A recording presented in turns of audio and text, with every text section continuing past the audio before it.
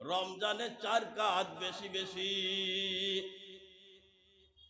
খাসলাতাইনি তুরদুনা বিহিমা রব্বাকুম, 4 কাজের প্রথম 2 কাজ যা করলে আল্লাহ পাক খুব খুশি হবে। চিল্লায় বলি সুবহানাল্লাহ।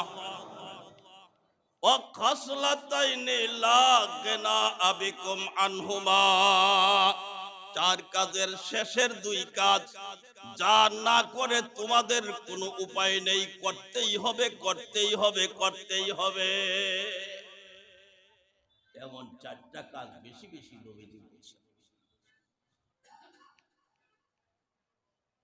4 কাজের প্রথম 2 কাজের প্রথম কাজ ফাআম্মাল খাসলাতানিল্লাতানি তুরদুনা বিহিমা রব্বাকুম ফাশাহাদাতু আল্লাহ ইলাহা ইল্লাল্লাহ ওয়া তাস্তাগফিরুনাহু।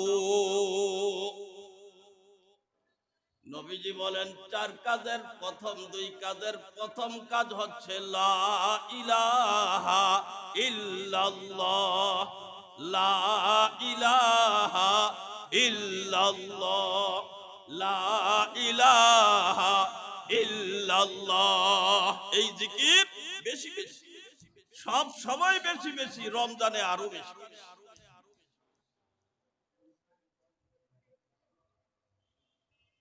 এটা এমনই এক কালেমা।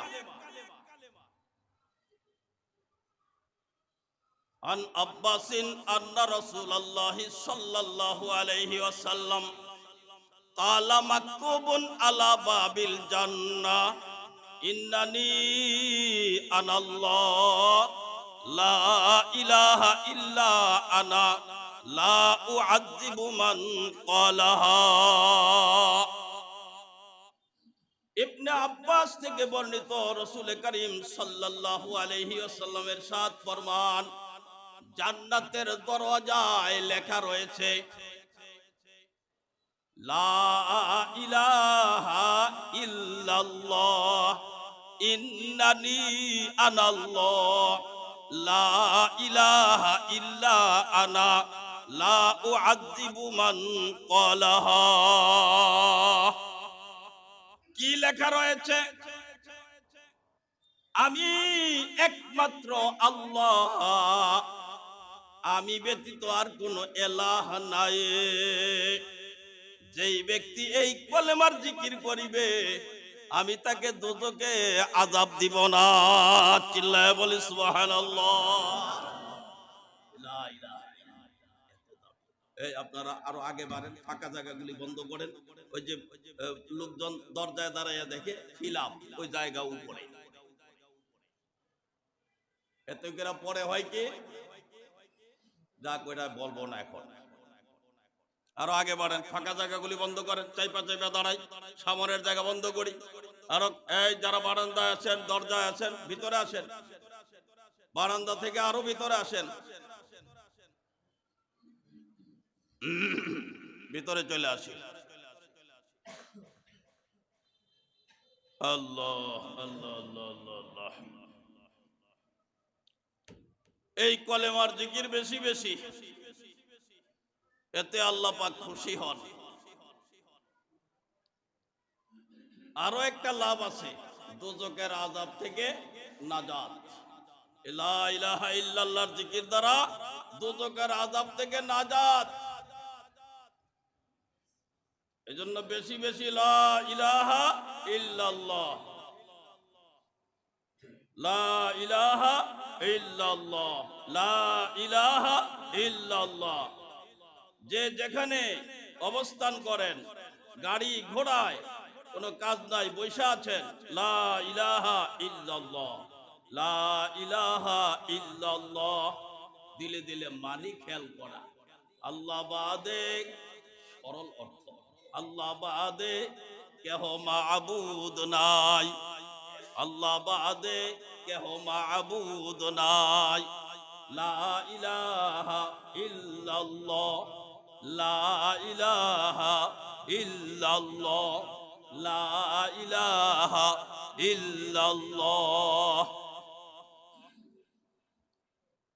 যদি 70,000 বার 70,000 বারের একটা নেশাব আপনি প্রস্তুত করতে পারেন, একটা খতম আপনি জমা করে রাখতে পারেন, এই নিয়তে মৃত্যুর পরে কবরে আমার কাজে আসবে। আপনার বিবির নিয়তে এক খতম, আপনার মায়ের নিয়তে এক খতম, আপনার দাদার নিয়তে এক খতম, আপনার দাদির নিয়তে এক খতম, বড় উপকারে আসবে। তার প্রমাণও পাওয়া যায়।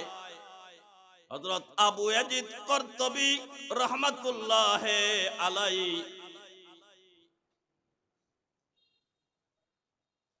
তার জমানায়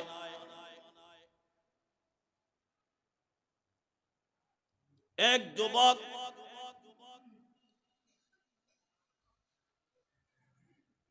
ছিল, কাশপওয়ালা, অন্তর চক্ষু ছিল খোলা। দোজখের অবস্থা সে দেখতে পাইতো, জান্নাতের অবস্থা সে দেখতে পাইতো। এগুলি সমাজে জানাজানি হয়েছে, তো অনেকেই বিশ্বাস করতে পারতো না। যুবক ছেলে, হ্যাঁ, কবরে কি হয় না হয় এগুলি দেখে জানে, মানে অনেকেই মাইনা নিতে পারতো না, যুবক বয়সের তো মাইনা নিতে পারতো। তো আবু ইয়াজিদ কর্তবী বলেন, আমিও বিশ্বাস করতে চাইতাম না, কিন্তু ঘটনাক্রমে একদিন একসাথে একই দস্তরখানে খানা পরিবেশন হয়ে গেল, আমার পাশাপাশি ওই যুবক বসা। আবু ইয়াজিদ কর্তবী কয়, হঠাৎ দেখি ওই যুবকটা কান্না শুরু করে দিয়েছে। আকাশ ফাটা চিৎকার, চোখের পানিতে তার দাড়িগুলি ভিজে বুক ভেসে যাচ্ছে, এত কান্না, এত চিৎকার। জিজ্ঞেস করলাম, যুবক রে, কেন তুই এভাবে হঠাৎ খানা বন্ধ করে কান্না শুরু করে দিলি রে যুবক? যুবক কয়, ও শায়েখ, আমি এই মাত্র কাশফের মাধ্যমে দেখতে পেয়েছি আমার মা দোজখের আগুনে জ্বলে পড়ে অঙ্গার হয়ে যাচ্ছে। কিভাবে আমার মা এই দোজখের জ্বালানি পোড়ানি সহ্য করবে? এই দৃশ্য দেখে আমি কান্না শুরু করে দিয়েছি। আমি তো তার কলিজার টুকরা সন্তান, আমি কি করে এই দৃশ্য দেখে সহ্য করতে পারি? এতটুকু বলেই যুবক তো কান্না করতেই আছে। আবু ইয়াজিদ কর্তবী তিনি বলেন, আমার হাতে তখন আমার নিজের জন্য এক খতম 70,000-এর জমা ছিল, আমার বিবির জন্য এক খতম জমা ছিল, আমার বিভিন্ন আত্মীয় স্বজনের জন্য এভাবে এক এক খতম করে জমা ছিল। আমি তখন যুবককে বললাম না, পৃথিবীর কাউকে জানালাম না, একমাত্র আল্লাহকে হাজির নাজির জেনে আমার হাতে ওই জমাকৃত এই নেশাব থেকে, এই খতম থেকে একটা খতম যুবকের মায়ের জন্য আমি বকশিশ করে দিলাম। চিল্লায়া বলি সুবহানাল্লাহ। সঙ্গে সঙ্গে যুবকের কান্না বন্ধ হয়ে গেল। যুবক খাইতে শুরু করিয়া দিছে, চেহারার মধ্যে হাস্য উজ্জ্বল ভাব পরিলক্ষিত হচ্ছে।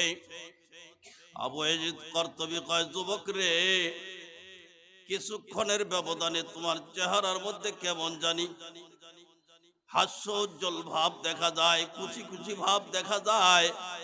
একটু আগে বললা তোমার মায়ের কবরে আযাব, তোমার মা দোজখের আগুনে জ্বলে পড়ে ছাই ছাই হয়ে যাচ্ছে, আর এখন দেখি তুমি খাইতে শুরু করে দিয়েছো, কান্না বন্ধ হয়ে গেছে। যুবক ডেকে বলে, চাচা যান, এই মাত্র দেখতে পাইলাম আমার মায়ের কবর বেহেশতের বাগানে রূপান্তরিত হয়ে গেছে। চিল্লায় বলি সুবহানাল্লাহ। আবু ইয়াজিদ কর্তবী কয়, এই ঘটনার দ্বারা দুইটা জিনিস আমার কাছে সত্য প্রমাণিত হয়ে গেল। এক হচ্ছে লা ইলাহা ইল্লাল্লাহর দ্বারা কবরের আযাব মাফ হয়, তার প্রমাণ আমি পেয়ে গেলাম। নম্বর দুই, যুবকের কাশফ সম্পর্কে আমার মধ্যে সন্দেহ ছিল, তো ওই যুবকদের কাশপওয়ালা তার চক্ষু, অন্তর চক্ষু যে খোলা, এটাও আমার সম্মুখে স্পষ্ট হয়ে গেল। চিল্লায় বলি সুবহানাল্লাহ, লা ইলাহা ইল্লাল্লাহ। বেশি বেশি না কম কম? বেশি বেশি, সব সময় বেশি বেশি, রমজানে আরো বেশি বেশি, রমজানে আরো বেশি বেশি। তো লা ইলাহা ইল্লাল্লাহর জিকির বেশি বেশি রমজান মাসে। প্রথম দুই কাজের প্রথম কাজ লা ইলাহা ইল্লাল্লাহর জিকির বেশি বেশি করা। নিজের জন্য এক খতম জমা রাখেন, নিজের স্ত্রীর জন্য এক খতম জমা রাখেন, নিজের মায়ের জন্য এক খতম জমা রাখেন, নিজের বাবার জন্য এক খতম জমা রাখেন। কি চমৎকার! গতকালকে আমার বড় মেয়ে বলতেছে, আব্বু আজকে আসরের পরে আপনার নামে তাওয়াফ করছি। মক্কা মদিনায় যাইয়া এই তাওয়াফ, আপনি আপনার বাবার জন্য বা মায়ের জন্য বা বিবির জন্য, নাকি? হ্যাঁ, কমপক্ষে তো 1.5 থেকে 2 লাখ টাকা খরচ একটা তাওয়াফ করতে। কারণ হজের সফরে, উমরার সফরে নাফল ইবাদতের মধ্যে তাওয়াফের চাইতে বড় আর কোনো আমল নাই। তো আত্মীয় স্বজনের জন্য, আপনজন যারাই দুনিয়ার থেকে বিদায় নিয়ে গেছে, মুরব্বীজন যারা জিন্দা আছে, এই ফাঁকা ফাঁকা সময়গুলিতে তারা তাওয়াফ করে। কিন্তু আমি যে কথাটা বুঝাইতে চাইছি, লক্ষ লক্ষ টাকা ব্যয় করে মক্কা মদিনায় যাইয়া তাওয়াফ, নাকি? আর এখানে বৈশা 70,000 বার আপনি যাইতে পারেন না, 70,000 বার আপনার বাবার নামে একটা খতম জমা করে, আপনার মায়ের নামে একটা খতম জমা করে, মারা গেছে আপনার বাবার জন্য একটা খতম ওয়াকফ করে দেন। ইনশাআল্লাহ এই লা ইলাহা ইল্লাল্লাহর খতমের বরকতে আপনার বাবার কবরের আযাব মাফ, আপনার মায়ের কবরের আযাব মাফ। আর কি চাই? পারবো না ইনশাআল্লাহ? বেশি বেশি লা ইলাহা ইল্লাল্লাহর জিকির। নম্বর 2, প্রথম 2 কাজের দ্বিতীয় কাজ ওয়াতাস্তাগফিরুনাহু, বেশি বেশি ইস্তেগফার, বেশি বেশি ইস্তেগফার। লা ইলাহা ইল্লাল্লাহ প্রথম কাজ করলে আল্লাহ খুশি, দ্বিতীয় কাজ করলেও আল্লাহ পাক খুশি। ক্ষমা কার কাছে চাইবেন? হ্যাঁ, না পীর বাবার কাছে? হ্যাঁ, পীর বাবার কাছে তো ক্ষমাও চায় না, চায় পোলা, চায় মাইয়া, চায় ধন সম্পদ, চায় মামলা থেকে অব্যাহতি, ঠিক নেই? চাইবে কার কাছে? আল্লাহর কাছে, চাইবে আল্লাহর কাছে। পীর বাবার কাছে কোনো কিছু চাওয়ার জায়গা না। এই শিরিক থেকে আমাদেরকে ফিরে আসতে হবে, ঠিক কি ঠিক না? আল্লাহ ওয়াতাস্তাগফিরুনাহু, সময়ে সময়ে বসে গোপনে, নীরবে, নির্জনে। রাজুলুন যাকারাল্লাহ খালিয়ান ফাফাদাত আইনা, চোখের পানিগুলি গাল বায়া বায়া পড়বে, আর বান্দা মাবুদের কাছে ক্ষমা চাইবে। এই দৃশ্যটা আমার মাওলার কাছে এত ভালো লাগে, এত মজা লাগে, যার তুলনা চলে না। সঙ্গে সঙ্গে আল্লাহ পাক ফেরেশতাদেরকে ডাক দিয়া বলে, তোরা সাক্ষী থাক, ওই যে গাল বায়া বায়া চোখের পানি পড়তেছে, আমি মাওলার কাছে ক্ষমা চাইতেছে, এই সিয়াম সাধনাকারীকে আমি ক্ষমা করিয়া দিলাম, তোরা সাক্ষী থাক। চিল্লায়া বলি সুবহানাল্লাহ। तो दाता है देने के लिए, तो दाता है देने के लिए, दर तेरे रहमत के हैं हरदम खोले। তিনি তো সদা সর্বদা দেওয়ার জন্য প্রস্তুত, ঠিক নেই? তার রহমতের দরজা সদা সর্বদা খোলা থাকে, সদা সর্বদা খোলা থাকে। তাহলে এই কথাগুলি কিন্তু মনে রাখতে হবে। প্রথমে বলেছি মাহে রমজান তাকওয়া অর্জনের মাস, মাহে রমজান কোরআন প্রশিক্ষণের মাস, এই কথাগুলি মনে রাখতে হবে।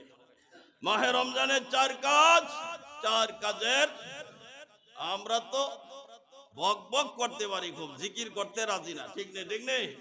জিকির করতে রাজি না, বক বক করতে খুব রাজি। এই খালি উপবাসের নাম রোজা না, খালি উপবাসের নাম কি রোজা না। রোজা রাখার আরো কতগুলি নিয়ম কানুন আছে না নাই? 6টা কাজ সম্পন্ন করে যেই ব্যক্তি রোজা রাখবে, সুবহানাল্লাহ কোন, 6টা কাজ সম্পন্ন করে যেই ব্যক্তি রোজা রাখবে, ওই ব্যক্তিরা আল্লাহ পাকের বন্ধু হয়ে যাইবে। আর আল্লাহ পাকের বন্ধু যেই ব্যক্তি হয়ে যাইবে, ওই ব্যক্তির জন্য জাহান্নাম হারাম, জান্নাত ওয়াজিব। চিল্লায় বলি সুবহানাল্লাহ। আল্লাহর বন্ধুরে আল্লাহ জাহান্নামে দিবে, কথা কয় না? আল্লাহর বন্ধুরে আল্লাহ জাহান্নামে দিবে। কোথায় দিবে? কইতাম নি কোন 6 কাজ কইতাম নে। 1 নম্বর চোখ বন্ধ, 2 নম্বর মুখ বন্ধ, 3 নম্বর কান বন্ধ, 4 নম্বর যাবতীয় অঙ্গ প্রত্যঙ্গ নিয়ন্ত্রণ, 5 নম্বর সাহারি ইফতারি হালাল খাবার, 6 নম্বর ইফতারি খুব ঠাইসা না খাওয়া, পাইছি আর খাই। এরপরে দেখবেন যে খাইয়া এমন অবস্থা হয়েছে দূরের বাচ্চার মতো, অস্বস্তিকর অবস্থা। তারাবি 20 রাকাত, বিতির 23 রাকাত, এরপরে ফরজ 4 রাকাত, এই 27 রাকাত নামাজ পড়তে তার উর্দু শ্বাস, ঠিক নেই? কয় 8 হাত পরে যাইম গারে আজগা, কয় কে? ওই হেরা যায় তো, আমি গেলে সমস্যা কি আছে না নাই? হ্যাঁ, আবার কেউ 10 রাকাত পড়া যায়, কয় হেরা 8 রাকাত পড়া যায়, আমি তো 10 রাকাত পড়ছি, সমস্যা কি? ওই যে খাইতে খাইতে এমন খাওয়াই খাইছে, জনমের খাওয়া, এখন মানে শ্বাস ছাড়তেও তার কষ্ট লাগে। ওই যে সবে বারাতে এক লোকে এমন হালুয়া রুটি খাইছে, বাপ রে বাপ, জনমের খাওয়া খাইছে। লাস্টে করছে কি, মানে আর তো শ্বাস টানতেও পারে না, ছাড়তেও পারে না, অবস্থা ঘোলাটে। ডাক্তারের কাছে ডাক্তার সাহেব, আবার এই করুণ অবস্থা, কি করা যায়? ডাক্তার সাহেব একটা ট্যাবলেট আর 1 গ্লাস পানি দিচ্ছে, কইতে খাও। ও ডাক্তার সাহেব, এই 1 গ্লাস পানি আর এই ট্যাবলেট যদি জায়গা করতে পারতাম, তাহলে লাস্টের বাড়িতে যে আলু আর রুটি দিছি, এটি কি সাইরাই? কেমন খাওয়াটা খাইছে, কেমন খাওয়াটা খাইছে? তো এইরকম খাওয়া খাইয়া ইবাদত করা যায়? হ্যাঁ, এই জন্য সেহরি খুব কম খাওয়া। এই 6 জিনিস যেই ব্যক্তি করবে, বলে হুজুর চোখ বন্ধ হইলে হাঁটবো কেমনে? আপনারা কইলেন চোখ বন্ধ, মুখ বন্ধ, কান বন্ধ, তাহলে কোনো কিছু শুনবো কেমনে? তো মুখ বন্ধ হইলে কথা কইব কেমনে? সারাদিন কি কথা কওয়া সারা ধাওয়ান যাইব? কোরআন তেলাওয়াত করতে হইলে তো জবান খোলা লাগবে, জিকির করতে হইলে তো জবান খোলা লাগবে। একটু আগে কইলেন জিকির বেশি বেশি, তো মুখ বন্ধ, জিকির করবো কেমনে? চোখ বন্ধ, দেখবো কেমনে? চোখ বন্ধ দেখার অর্থ হলো, চোখ বন্ধ রাখার অর্থ হলো, যেই দিকে দেখা হারাম ওদিকে তাকাবো না।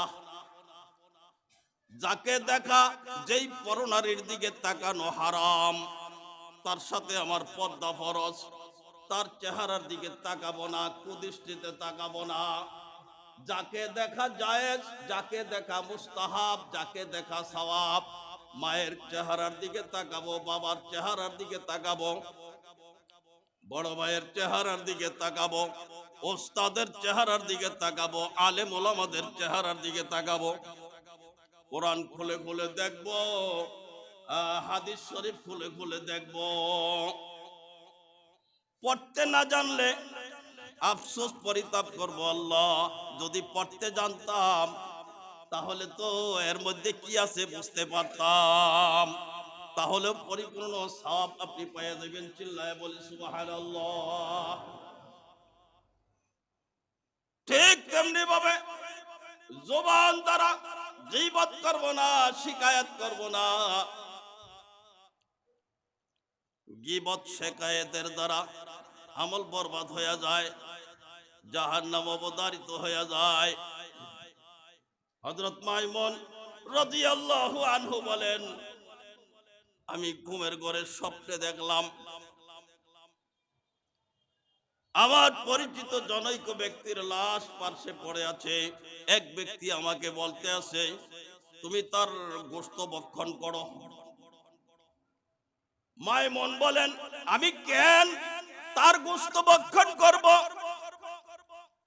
ওই ব্যক্তি বলতেছে ঘুমের ঘরে, তুমি ওই তোমার সঙ্গীর ওই গোলামের গীবত করেছো, এই কারণে তুমি এই মৃত ব্যক্তির গোশত ভক্ষণ করো। হযরত মাইমুন বলছেন, আল্লাহর কসম, আমি কখনো তার গীবত করিনি, শিকায়েত করিনি, তার অগোচরে আমি কিছু বলিনি। হ্যাঁ, তা ঠিক আছে, করনি, কিন্তু তুমি তো গীবত যে ব্যক্তি করেছে বসে বসে, তুমি বসে বসে শুনেছো, মজা হাসিল করেছো, তুমি তো তার প্রতিবাদ করো নাই। সুতরাং গীবত করনেওয়ালা আর শুননেওয়ালা উভয়ই সমান, ভক্ষণ করো। কথা বুঝাইতে পারছি? এবার রোজা রেখে গীবত করবেন কেউ? হ্যাঁ, কারোর পিছনে সমালোচনা করবেন? হ্যাঁ, আরে বলা যায় না তো, হুজুরের পিছনে নামাজ পড়া বাইরে গিয়ে হুজুরের বিরুদ্ধে সমালোচনা শুরু করে দেয়। এই জাতি এমন গাদ্দার, এমন বিশ্বাসঘাতক, এরা এতটা নিমক খারাপ। ঠিক কি ঠিক না বলেন? রাগ করেন নাকি? রাগ করলে কিচ্ছু করার নাই। আছে এরকম, আপনাদের সমাজে নাই, কিন্তু অন্য সমাজে যথেষ্ট। আপনাদের সমাজ মাশাআল্লাহ, আলহামদুলিল্লাহ, ভালো, খুবই ভালো। আয়ুহিব্বু আহাদুকুম আয়াকুলা লাহমা আখিহি মাইতান ফাকারিহতুমু। তুমি কি তোমার মৃত ভাইয়ের মাংস ভক্ষণ করতে পছন্দ করবে? কোশ্চিন কালো তা পছন্দ করবে না, তা তো তোমার নিকট ঘৃণিতই। ঠিক কি ঠিক না? ওয়াত্তাকুল্লাহ, আল্লাহকে ভয় করো। ইন্নাল্লাহা তাওয়াবুর রহিম, নিশ্চয়ই আল্লাহ তওবাকারী, পরম দয়ালু। চিল্লায় বলে সুবহানাল্লাহ। ফিরে আসুন, ফিরে আসুন। যাদের মধ্যে এই স্বভাব ছিল, এই স্বভাব বর্জন করুন, এই স্বভাব পরিহার করুন, ফিরে আসুন, গীবত ছেড়ে দিন। বলে হুজুর আপনারাও তো গীবত করেন, আমরা যাই না গীবত। তিন ব্যক্তির গীবত, তিন ব্যক্তির সমালোচনা গীবতের আওতায় নয়। আমরা এগুলি বুঝা করি, আমরা যতটুকু বুঝি আল্লাহর মেহেরবানিতে, আপনারা তা বুঝেন না। জালেম, ফাসেক, ফুজ্জার রাষ্ট্রপ্রধানের শাসক গোষ্ঠীর সমালোচনা করা যায়, এটা গীবতের আওতায় আসবে না। টাউট, বাটপার, গুন্ডা, চোর, চোট্টা, ডাকাত, লুচ্চাদের সমালোচনা করা, এটা গীবতের আওতায় পড়বে না। বেদাতি যারা সুন্নতের খেলাফ কাজ করে, সুন্নত বহির্ভূত কাজ করে, তাদের পিছনে সমালোচনা করলে এগুলি গীবতের আওতায় আসবে না। আমরা বুঝা করি, আমাদের কাছে মাপকাঠি আছে, আপনাদের কাছে মাপকাঠি নাই। এই জন্য আপনাদের চুপ থাকাটাই ভালো। ঠিক কি ঠিক না? রাগ করলেন নাকি? যাই হোক, মাহে রমজান খুব সচেতন, প্রতিটা মুহূর্ত হিসাব করে করে আমাকে, যেন একটা মুহূর্ত তাকওয়ার খেলাফ আমার কোনো কাজ সংগঠিত হয় না। আমার প্রিয় ভাইয়েরা, মাহে রমজান তাকওয়া অর্জনের মাস, সুতরাং এই মাসে তাকওয়ার গুণ অর্জন করার চেষ্টা অব্যাহত রাখতে হবে। ঠিক কি ঠিক না বলেন? নম্বর 2, মাহে রমজান কোরআন প্রশিক্ষণের মাস, সুতরাং এই মাসে কোরআন প্রশিক্ষণের অভ্যাস পয়দা করতে হবে। ঠিক কি ঠিক না বলেন? নম্বর 3, দিনের বেলা হোটেল রেস্তোরাঁগুলি বন্ধ রাখতে হবে। শুধু ভিন্ন ধর্মাবলম্বী মুসাফির এবং রোগীদের জন্য নিয়ন্ত্রিত ভাবে কিছু খোলা রেখে যেতে পারে, যেহেতু ইসলামের মধ্যে একঘেয়েমি নেই। ঠিক না বলেন?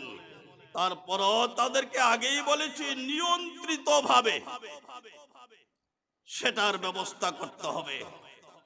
নম্বর 4, সোশ্যাল মিডিয়া ও অনলাইনে অশ্লীলতা, বেহায়াপনা, বেসরাপনা, বেলিল্লাপনা, নির্লজ্জতা প্রতিরোধে আমাদেরকে উদ্যোগ গ্রহণ করতে হবে।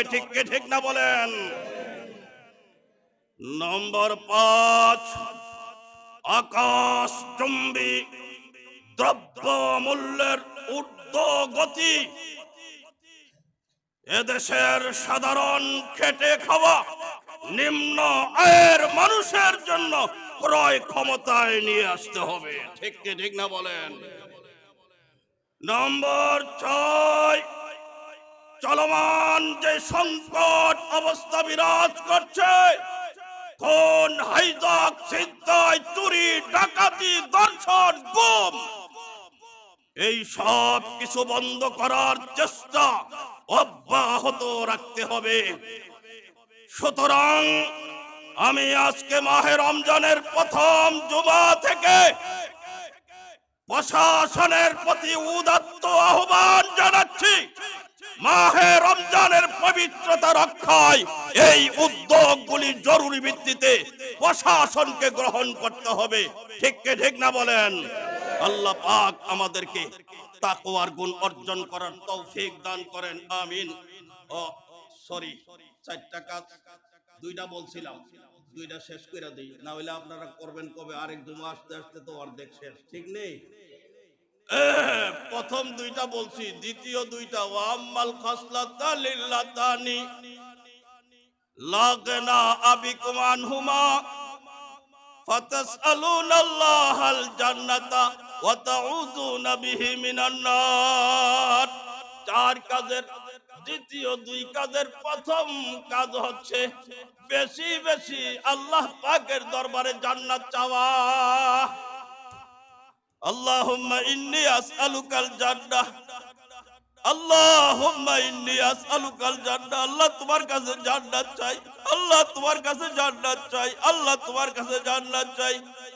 ওয়া নাউযু বিকা মিনান নার, আর জাহান্নাম থেকে পানা চাই, জাহান্নাম থেকে পানা চাই। তোমার জাহান্নামের 1 সেকেন্ডের আযাবও আমি সহ্য করতে পারবো না। এইভাবে লাস্টের 2 কাজ না কইরা কোনো উপায় নাই। ঠিক নেই? আল্লাহ পাক আমাদেরকে নেক আমলের মধ্যে মাহে রমজানকে অতিবাহিত করার তৌফিক দান করেন। বেশি বেশি অভাবী, দুঃখী, খেটে খাওয়া দিনমজুর, নিম্ন আয়ের মানুষের পাশে সুখে দুঃখে দাঁড়াবো, এবং যাদের ইফতার সংগ্রহ করে এক তৃপ্তি সহকারে